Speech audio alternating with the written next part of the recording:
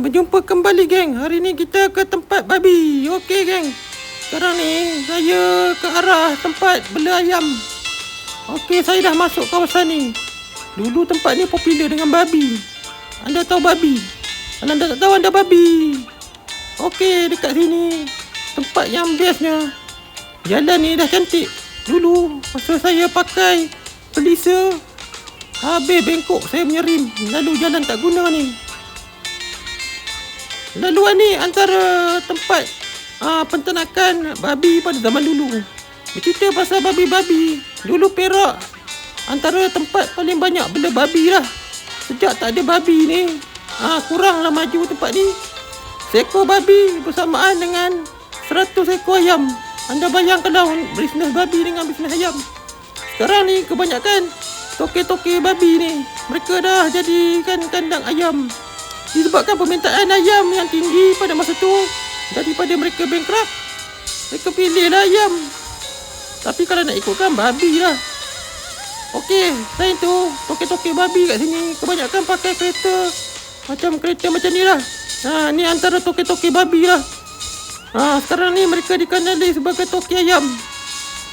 Bisnes babi dengan ayam ni tak sama geng. Anda bayangkan kalau anda buat nasi lemak babi, betapa lakunya kedai. Tapi masalah yang makan babi ni orang daripada Nepal, Indonesia, pada India.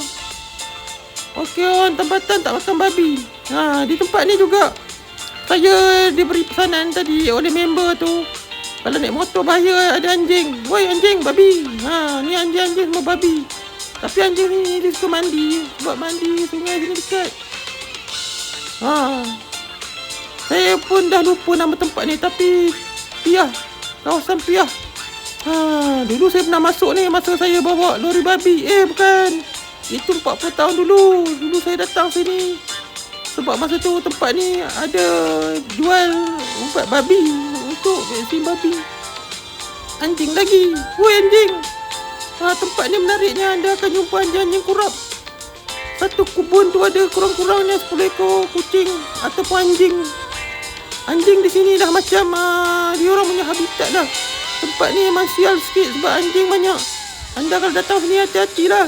Kalau anda tersilap pijak lah tai anjing. Okey, saya dah sampai nak ke penghujung. Tempat ni memang cantik. Dalam tu ada homestay. Nanti hari lain ni saya masuk lah. Saya tak sempat hari ni. Ni toke babi lah. Toke babi bawa laju. Baru saya teringat, tempat ni nama dia Ulu Piah. Dulu dipanggil pusat penternakan babi terbesar di Asia, Ulu Piah. Sekarang ni kebanyakan toke-toke babi dia jadi toke ayam. Ayam sini saya tak tahu dah ayam fashion apa, tapi ayam yang anda makan bulan puasa, bulan Ramadan tu. Tapi ayam sini dijual bukan dekat negeri Perak. Perak ambil ayam Selangor. Ayam sini dihantar ke Kelantan dan Kedah geng. Saya tak tahu berapa kotornya ayam ni. Tapi ayam memang kotor geng. Hidup Malaysia. Okey geng, jumpa lagi.